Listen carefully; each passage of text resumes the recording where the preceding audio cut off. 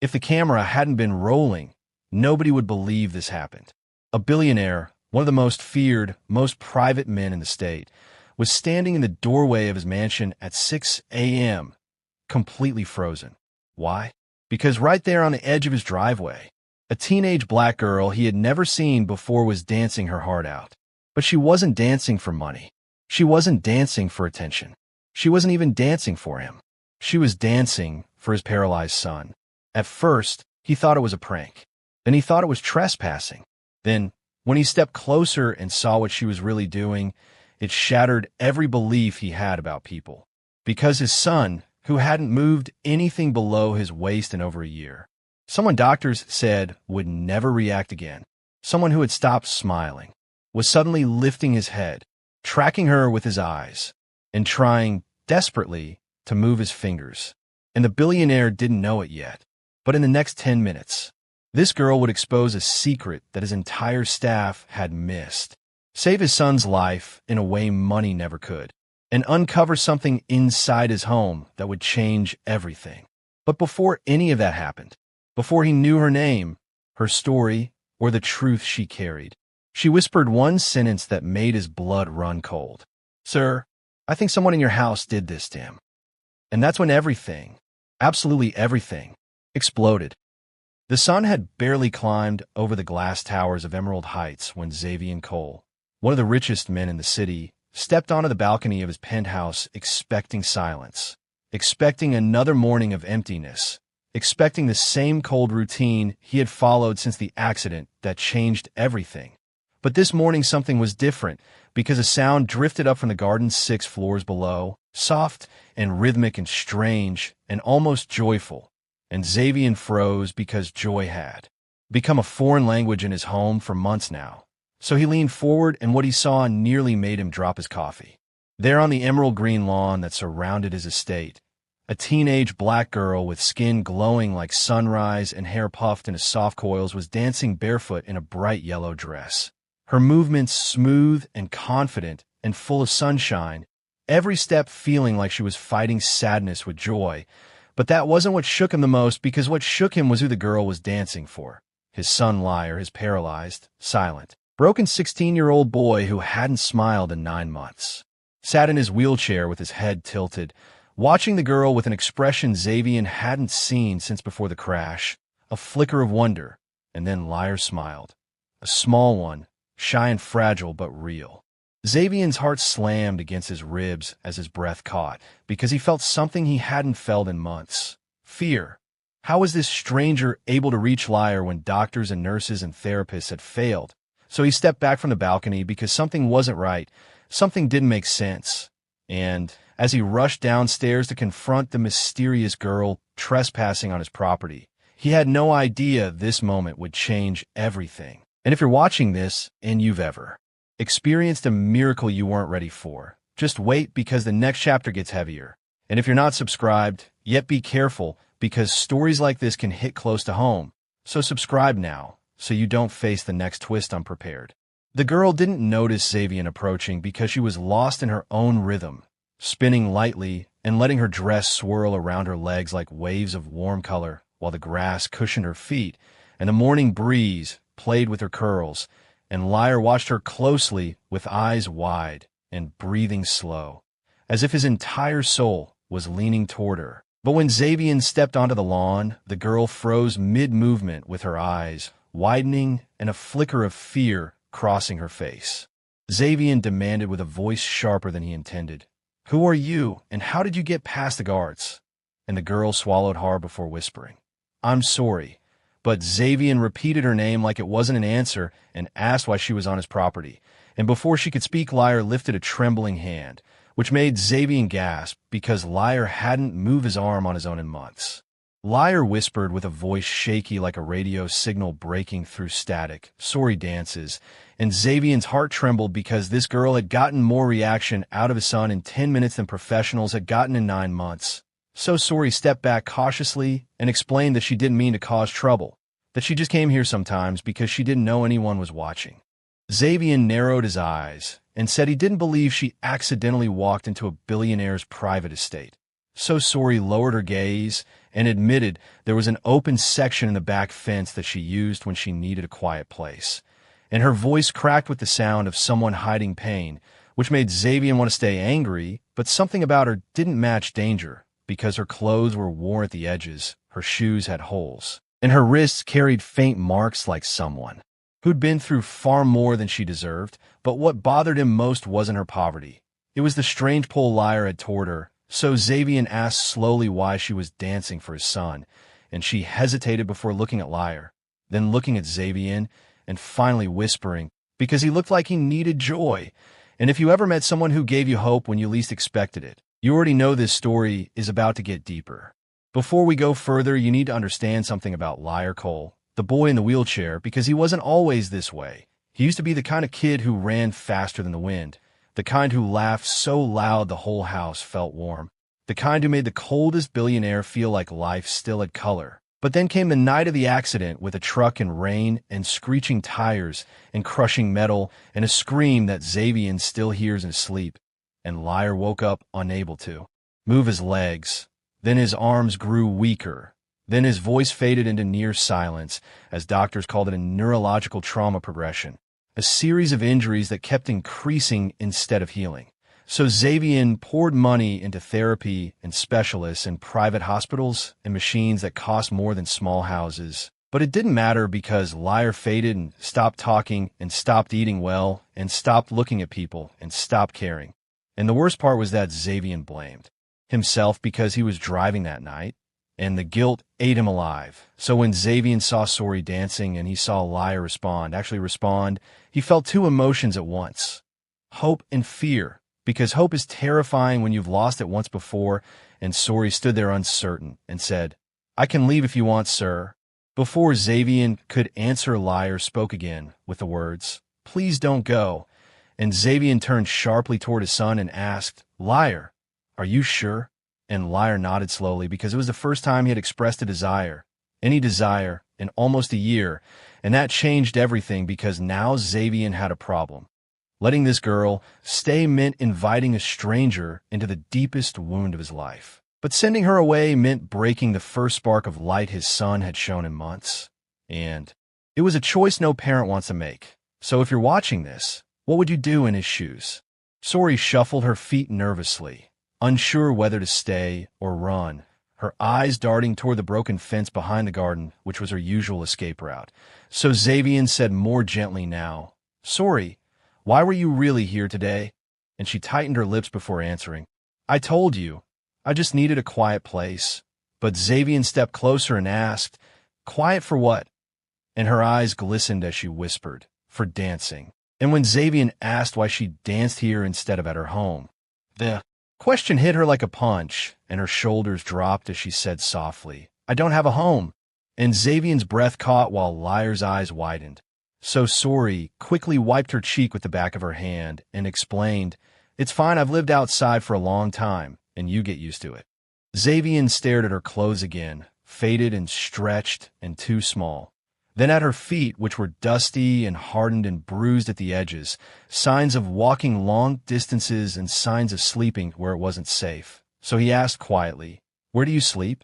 And she whispered, "Anywhere, sometimes at the old bus park, sometimes beneath the flyover, sometimes in front of the bakery when the ovens keep the pavement warm." And Xavier felt a twist in his chest, because he was a billionaire, living in a palace while this child slept beside ovens for warmth. So he asked, "Who takes care of you?" And she answered with just one word, "No one." And those words were simple, but they carried the weight of 1,000 abandoned nights. Yet Sori lifted her chin and said, "But I don't want pity, because dancing helps me stay happy, and it helps me forget." And Xavier stared at her, trying to understand what she needed to forget. But before he could ask, she changed the subject by smiling gently at Liar and saying, "He looked sad, so I danced for him." And Liar's eyes softened, and at that moment Xavier realized something that shook him. This girl, this stranger, had managed to understand his son in seconds, just seconds, when even he hadn't been able to reach Liar in months. So if you've ever met someone who could see through your pain like glass, you already feel where this is going, and trust me, it gets deeper. Xavier was not a man who trusted easily, because wealth had taught him that smiles could hide knives, and the more money he gained, the more people tried to get something from him. So as much as Sori touched his heart, his instincts screamed warnings. What if she was acting? What if someone sent her? What if she was using liar? Because he had seen scams stranger than this. So he said firmly, "Sori, I need the truth. How long have you been watching my family?" And her eyes widened as she responded, "Watching? No, sir, I wasn't watching anything." But Xavier stepped closer with his arms folded and asked, "Then how did you know my son needed joy?" And Sori blinked slowly before answering. "Because I know what sadness looks like," and that answer hit him harder than any threat could. But before he could respond, Liar reached forward and his trembling fingers brushed the side of Sori's dress, a tiny gesture that made her freeze as she whispered, "He touched me." And Xavier swallowed hard and admitted, "He hasn't done that for anyone, not even me." So Sori looked at Liar with new eyes and said softly, "Maybe he just needed someone who understands pain." And Xavier turned away for a moment because he didn't want Sori to see the emotion he was trying to hide, because something about her was breaking through the walls he had spent years building. So he said finally, "Sori, I need to know everything about you. I need to understand who you are." And she nodded and replied, "I'll tell you, but only if I can keep dancing for him." And Liar's voice cracked as he said, "Please, Dad." And the way he said Dad, the first time in almost a year, left Xavier speechless. So he said carefully, "I'll allow it for today." But in the back of his mind, a darker thought whispered, what if this girl is the miracle we needed, or the danger we never saw coming? Xavier led Sori and Liar inside the mansion, a place so full of marble and gold it felt like it belonged in a magazine. But instead of us, Sori looked around with quiet discomfort and whispered, "This place is too shiny." And Xavier raised an eyebrow and said, "That's not usually a complaint," but Sori shrugged and explained, "When you're used to cracked floors and iron benches, shiny things feel like lies." And the honesty in her words stabbed him as they entered the main living room where Liar's wheelchair glided softly over the polished floor while Sori stood beside him with her hands clasped. So Xavier said, "Tell me about your family," and Sori hesitated before answering. "It's complicated," but he told her to start anywhere. So she took a breath and said, "My mom died when I was 6, and I barely remember her voice. All I know is she worked at a hospital, and Dad left when I was 8, or maybe earlier. I stopped counting after the nights got too long." And Xavier felt a strange cold sensation like recognition as he asked carefully, "What was your mother's name?" But Sori shook her head and said, "I don't remember." Everyone called her Nurse Alma, and Xavier stiffened because the room suddenly felt 10 degrees colder. Nurse Alma, a woman he had met only once in his life, the woman who stood between him and death 17 years ago, the woman he had planned to search for and thank before life swallowed him whole, a woman whose face he had never forgotten. And he stared at Sori, at her round cheeks and her soft eyes and her posture, and the resemblance slapped him like a storm. Because no, it couldn't be, it wasn't possible. Yet something deep inside him whispered to look again, because that night 17 years ago when the building collapsed and flames swallowed the sky, someone had dragged him out, a nurse with brave eyes that looked very much like Sori's. But he said nothing, not yet, because if he was right, then this girl wasn't a stranger at all. She was the child of the woman who saved his life, and she had no idea. Liar whispered with his voice shaky but hopeful, "Can you dance again?" And Sori smiled softly and replied, "Sure, if your father doesn't mind." So Xavier nodded slowly, still shaken by the resemblance he couldn't explain, and Sori stepped into the center of the room and closed her eyes, and then the magic began again because her movements were slower this time, gentle and almost like a lullaby. And each step carried stories of survival, while each spin was a prayer, and each sway was a reminder that even broken lives could find rhythm again. So Liar leaned forward his chair, breathing deeply as his fingers twitched and his lips curved and his eyes glittered like stars waking from sleep, because something was unlocking inside him. And Xavier felt the change too, because it was like watching sunlight melt snow. And for months the mansion had felt like a tomb, where every hallway echoed sadness, and every corner held the scent of hospital visits and silent cries. But now there was life, because Sori's dance wrapped the air like a warm blanket, and even the staff paused, peeking from the hallway, confused and amazed as they whispered, "Is that really Liar? And he hasn't smiled since the accident. And how is she doing this?"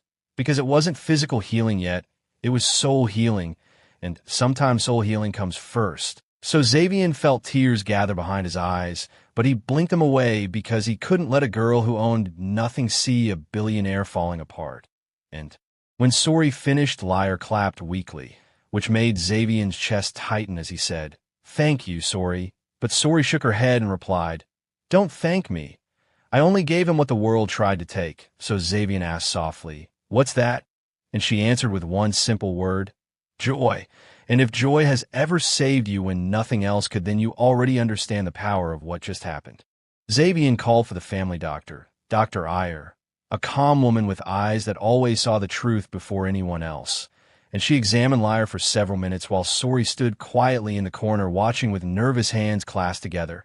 So Dr. Iyer whispered with astonishment, "His neural activity is elevated. This is the highest response I've seen since the accident." And Xavier frowned as he asked, "Is that good?" And she replied, "It's incredible because something stimulated parts of his brain that have been dormant." And her eyes flicked to Sori as she said softly, You did something today." But Sori looked confused and answered, "I just danced." So Dr. Iyer smiled gently and explained, "Sometimes the body wakes up because the heart wakes up first." And Xavier felt something inside him crack open like a door he thought was sealed forever. So he cleared his throat and said, "Sori, I want you to come back tomorrow." But Sori stiffened and asked, "Tomorrow?" And Xavier continued, "Yes, and the day after that. As long as Liar responds like this, I want you here." But Sori shook her head quickly and said, "No, sir, I can't." So Xavier asked, "Why not?"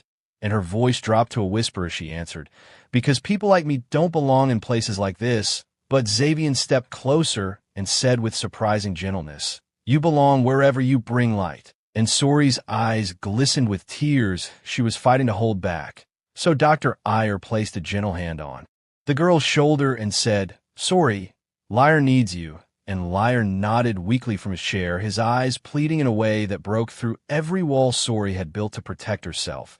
So she stared at him for a long moment as her own pain and loneliness struggled against her desire to help. And then she whispered, "Okay, I'll come." And Xavier exhaled in relief. But deep down, fear twisted inside him, because if this girl had the power to awaken his son, then what else could she awaken? Hope, love, memories he'd buried 17 years ago. And what happens when forgotten truths start rising? So if you're still watching and not subscribed yet, think about this, because the next twist could be the one that changes your whole perspective. So subscribe so you're not caught off guard. The next morning, Sori returned, this time wearing a slightly cleaner dress with her hair tied back with a thin ribbon she probably found somewhere. And she looked nervous but determined as she stepped into the mansion, where everything changed because the staff started whispering again. That girl is back, and she's the one who made Liar smile, and she must be special. And Liar was waiting in the living room with his posture straighter than usual. So when he saw her, he whispered, "You came." And Sori smiled as she replied, "I said I would." So Xavier stood behind them with his arms folded, but his eyes soft as he said, "Whenever you're ready." And Sori began to dance. But today it wasn't sunlight. It was rain, gentle and healing and emotional, because her steps told the story of hunger and of sleeping on cold floors and of hiding tears in the dark and of choosing joy even when life refused to give any. So Liar watched with such intensity that even Dr. Iyer, who had returned to observe, wiped away a tear, and then suddenly Liar raised his arm higher than yesterday. And then something unbelievable happened because his fingers curled into a fist, a controlled movement he hadn't done in almost a year. So Xavier staggered backward with his hand over his mouth as he gasped, "Oh my God!" And Dr. Iyer nearly dropped her tablet as she exclaimed, "This is impossible."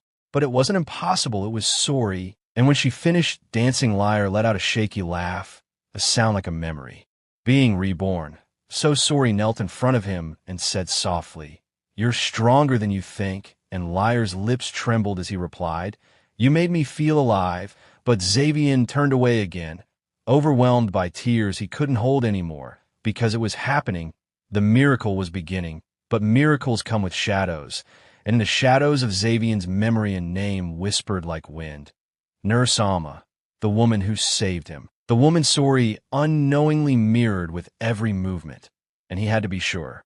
He had to know the truth, because if Sori was who he feared, then the future of his family was about to twist into something he never imagined.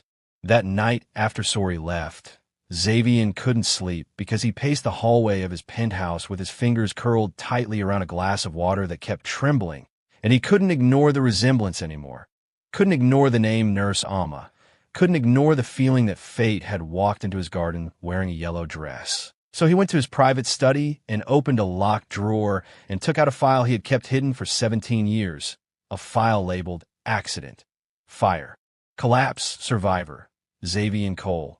And his hands shook as he opened it, but then he froze because the first photo in the file was of a nurse, a young woman with soft eyes and full lips and a gentle expression that radiated strength, and the caption read, Nurse Araminta Alma Kodii, lost her life-saving victims, pulled billionaire Xavier Cole from debris, left behind a daughter, unnamed, whereabouts unknown. So Xavier's breath stopped because the nurse had a daughter who disappeared after her mother's death, a daughter no one could find, a daughter who would be around Sori's age now, and his heart slammed against his ribs as he whispered, No, it can't be. But the truth was undeniable, because Sori wasn't just a homeless girl, she was the daughter of the woman who saved his life, and Sori had no idea. But fate did, because fate brought her here. Fate made her dance for his son. Fate made her heal the very family connected to the woman who gave everything for him. So Xavier dropped into his chair with his head in his hands as he whispered, How do I tell her? How do I tell a child who lost everything that her life and mine were tied long before she was born? And if your heart is racing right now, just breathe, because the next scenes go even deeper. The morning after the breakthrough was unlike anything the mansion had ever seen, because news had spread, not official news, just whispers and fragments, and people talking in barbershops and bus stops, on sidewalks and in grocery lines, saying things like, Did you hear the billionaire's paralyzed son move his arm? And no, he didn't just move his arm. They say he laughed because of a girl, and a black girl who dances on the streets. Is that true? And nobody knew the full story, but everyone wanted to, because hope spreads quickly when the world is starving for it. So inside the mansion, the atmosphere crackled with anticipation as Sori arrived early with the hem of her dress slightly dusty from running. And she wasn't sure if she'd even be let in, because yesterday had felt like a miracle, but miracles can disappear overnight. But when she stepped into the garden, Liar was already there with his eyes searching the air for her like he could sense happiness approaching. And when he spotted her, he didn't smile, he gasped, a tiny inhale that made her freeze. And then he tried something he had never done, because he lifted his hand toward her, barely, softly, like the wing of a newborn bird trying to rise. So Sori didn't scream or cry or rush. She just knelt and touched her forehead to his hand and whispered, I'm right here, Liar, today we dance again. And they did, slowly at first, as Sori swayed gently with emotion like warm waves rolling to shore, while Liar watched and breathed in rhythm with her. And then something unbelievable happened, because his fingers curled, just a little, just enough, so inside the house, Xavier watched from the shadows, gripping the doorframe so hard his knuckles whitened, because he had seen physical therapy and machines and specialists from 3 continents, and none of it had done this. But a girl from the streets was doing what billions of dollars had failed to do. Yet right at that moment, another emotion crept in. Fear, because what? If this was temporary? What if he let himself hope again and hope betrayed him? So comment, I believe in miracles, if you'd have been praying for Liar here, because a soft voice inside the viewer's head whispers not to stop watching, because the next part changes everything. While Sori danced and Liar followed with fragile joy, someone approached the mansion gate. A woman in a faded red coat, clutching a plastic bag and breathing heavily like she'd run across the entire city. And her name was Edina. So security frowned and moved to block her, but she held up both hands and said, I'm not here to cause trouble. It's about the girl. And instant tension filled the air as Sori continued dancing inside, completely unaware that the ground beneath her life was beginning to crack. So Xavier noticed the commotion and stepped out with his shoulders tense as he asked, Who are you? And Edna swallowed hard because she wasn't intimidated by Xavier's wealth. She was intimidated by the possibility that she'd already failed too many times, so she answered, I know Sori. I know her story.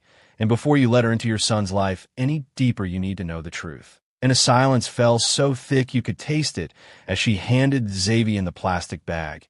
And inside was a small notebook, worn and water-damaged with pages swollen from rain, and a child's handwriting filled the first half while the second half was blank. So Xavier asked, What is this? And Edna whispered, Her brother's diary. The night he died, she was there, and a shockwave hit Xavier's chest because this wasn't just emotional tension.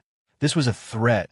Not to him, but to Liar, because Sori's past had come to the gate. And meanwhile, in the garden, Liar lifted his head towards Sori with his eyes, shining like tiny lanterns as she smiled, not knowing the ground beneath her was cracking. So a rhetorical question slips into the viewer's mind, asking would you trust her at this point? And Edna took one shaky breath and said, You don't know what that girl has survived, and you don't know who might come looking for her, because the stakes had just doubled, and the viewers weren't going anywhere. Xavier brought Edna inside where he didn't want Sori to know he was asking questions, but he needed answers. So he said, Tell me everything. And Edna sat at the edge of the couch with her spine straight, and her voice trembling as she began. Sori wasn't always homeless. She used to live with her older brother Tano, and they had nothing, but he protected her from everything. He made her laugh, taught her to dance, kept her away from the wrong people.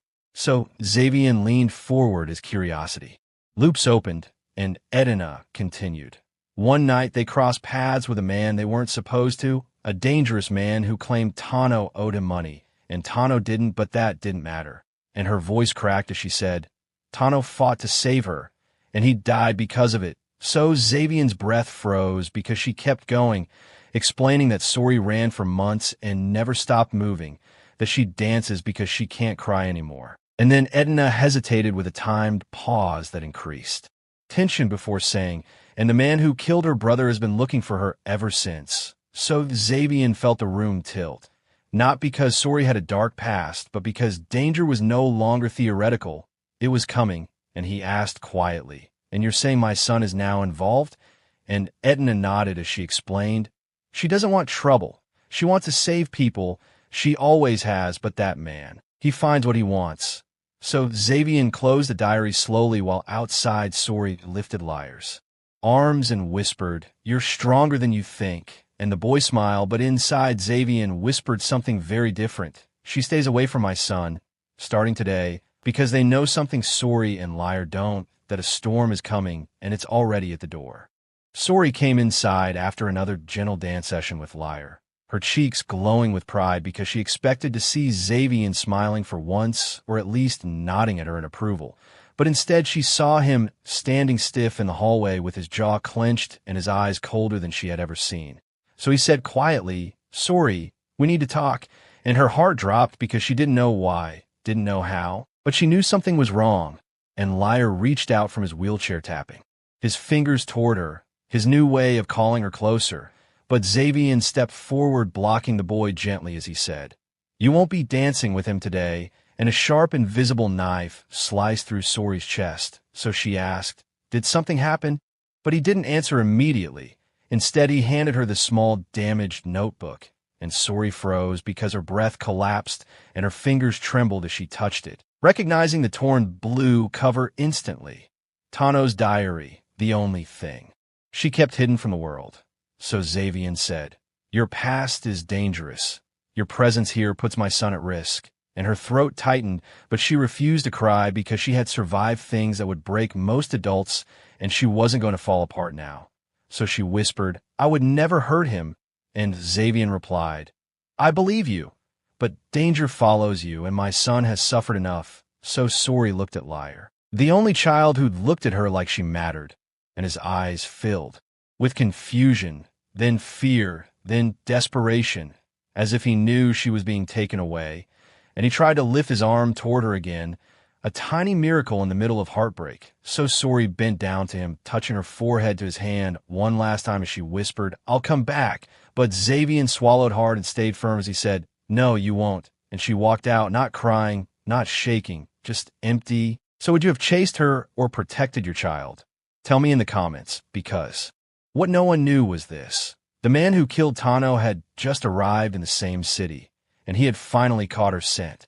That same night, under flickering streetlights and drifting dust, a tall figure in a black jacket stepped out of a long-distance bus, and his face was sharp and mean, carved by violence and greed. And his name was Kalima, so he carried no bags, only a memory of the boy he killed and the girl who escaped. And when he asked the fruit seller by the bus stop, "Have you seen a girl who dances on the street? Dark braids, fast feet?" The woman's eyes widened and then drifted away because everyone feared him. But fear wasn't Sori's only problem now, because she had nowhere to sleep, no food, no safety, no liar. So she sat by the abandoned bus park, hugging her knees and whispering her brother's name into the cold night. "I didn't mean to bring trouble to them, Tano." And her voice cracked, so the viewers feel this question.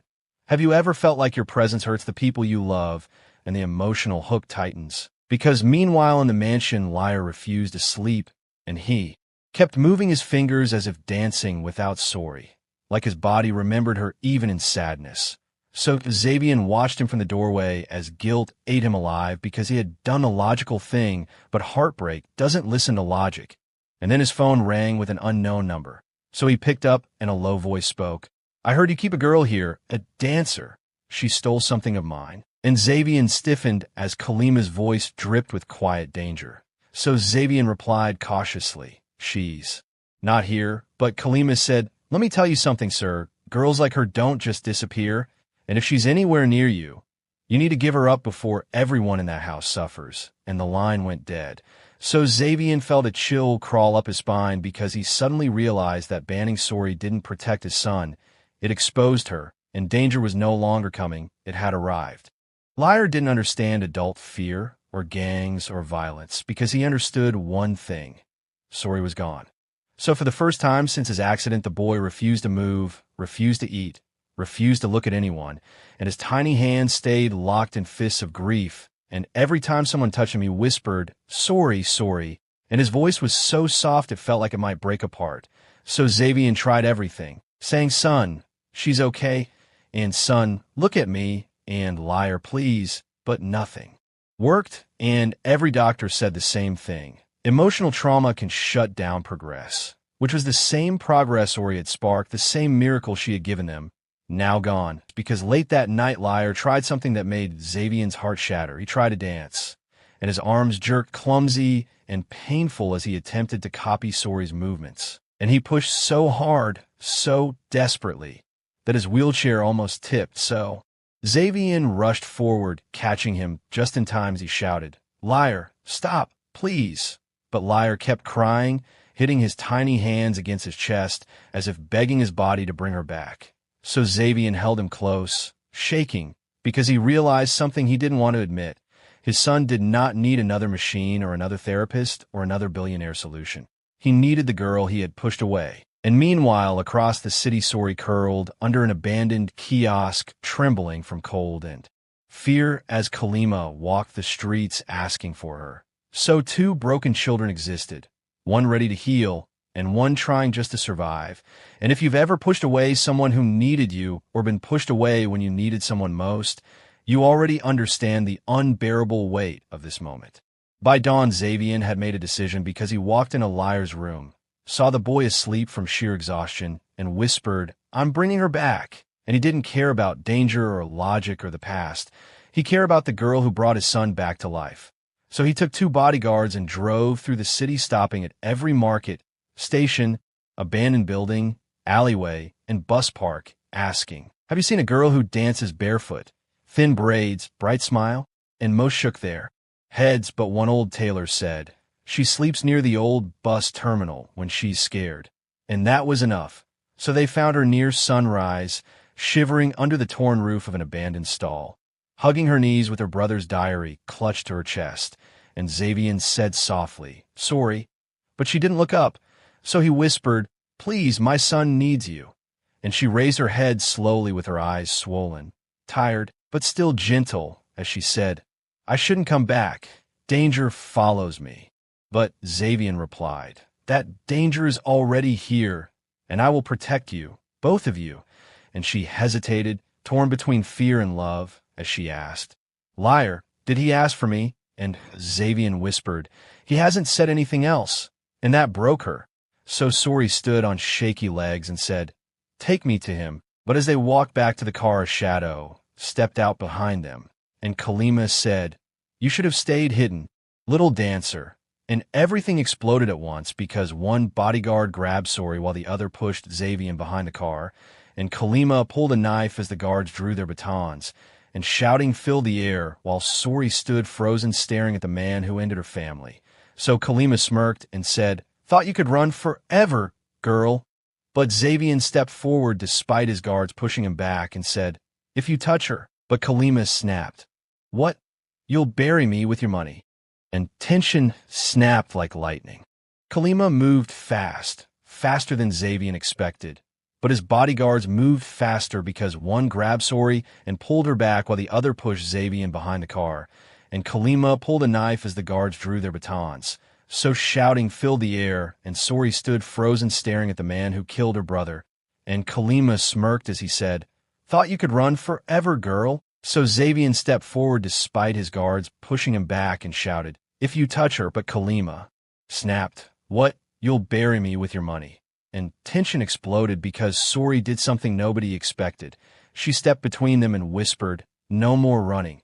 And Kalima lunged forward with a knife, but the guard blocked him and a struggle broke out as the knife clattered to the ground, and a baton struck Kalima's wrist, so he fell hard, and sirens wailed in the distance because Xavier's call to the police had gone through. So Kalima was arrested, still shouting threats, as they dragged him away, and Sori collapsed to her knees because it was over for the first time in her life. She wasn't running. So Xavier knelt beside her and whispered, You're safe, come home. And home, a word she had never truly known, made tears finally break through the wall she had built.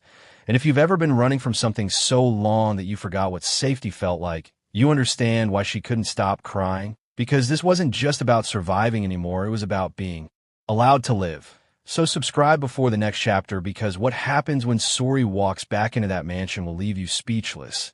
And if you're still not subscribing, comment why. What's holding you back? Because the final chapters are where everything you've been waiting for finally happens. When Sori walked into the mansion again, Liar saw her before anyone else, and he gasped. And then something unbelievable happened, more unbelievable than lifting his fingers or his arm or his head, because he stood, not fully, not straight, not steady, but he pushed himself up from his chair with his legs trembling and his arms shaking and his eyes locked on Sori with pure joy. So Sori dropped to her knees sobbing as she held out her arms and cried, Liar, you did it, you're standing.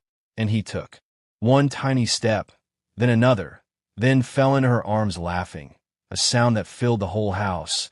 And Xavier covered his mouth as tears broke through the wall he had built for years. So the doctors arrived minutes later and were stunned as one murmured, This is impossible. But Xavier whispered while smiling softly, No, this is Sori. Because the viewers are crying now, and retention is locked, and they've reached an emotional peak. And Sori wasn't just healing Liar's body, she was healing his soul, and Xavier's too, because weeks later, after police charges were filed and security was tightened, life in a mansion changed forever as Sori danced every morning, and Liar walked a little more each day, and Xavier laughed again. Something no business deal had achieved. And then one evening Xavier called them both to the living room and said, I have something to tell you. So Sori frowned, and Liar tilted his head as Xavier handed them each an envelope. And Sori opened hers first and gasped, because inside were legal documents, adoption papers, not for her, but for both of them. So Xavier looked at Sori with soft, trembling eyes and said, You lost your brother, my son lost his mother, and I lost parts of myself. But when you came into our lives, you saved us. Both of you brought light into this house. So if you'll let me, I want to be your father. And Sori froze because this was the twist, the heart punch. Sori looked at Liar, and Liar opened his small envelope and lifted the paper with effort. And it had one sentence written in the letters he learned just for her, You are my sister now. So Sori burst into tears and whispered, I want this, I want family again. And they hugged with no music and no dancing, just love rebuilding itself. But right then Xavier added one more twist, the final shock, as he said, These adoption papers were started before the accident. My wife and I wanted a daughter. We were approved months before she died. I never told anyone. I locked them away." And he looked at Sori with eyes full of destiny and continued. "But there's something else you need to know, something I discovered the night you told me about your mother." So Sori's breath caught, because Xavier pulled out the old file, the one with the photo of Nurse Alma, and he said, "Your mother, Nurse Araminta Kodii, she saved my life 17 years ago when a building collapsed and flames swallowed the sky. She pulled me from the debris, and I survived because of her. And I spent years trying to find her, to thank her, to help her. But by the time I had the resources, she was gone." And Sori's hands trembled as she touched her mother's photo, tears streaming down her face. So Xavier whispered, "You weren't just meant to be here, Sori. You were meant to be my daughter long before you walked into our lives. Because your mother saved me, so I could one day save you. And you saved my son, so we could all save each other." And a destiny hidden became a family reborn and a miracle completed. So Sori collapsed into Xavier's arms sobbing. Mama would be so proud. And Lyre wrapped his small arms around both of them as Xavier held his new children close. And if this touched your heart, then don't leave without subscribing. Remember that sometimes the people we're meant to find have been connected to us all along, waiting for destiny to bring us home.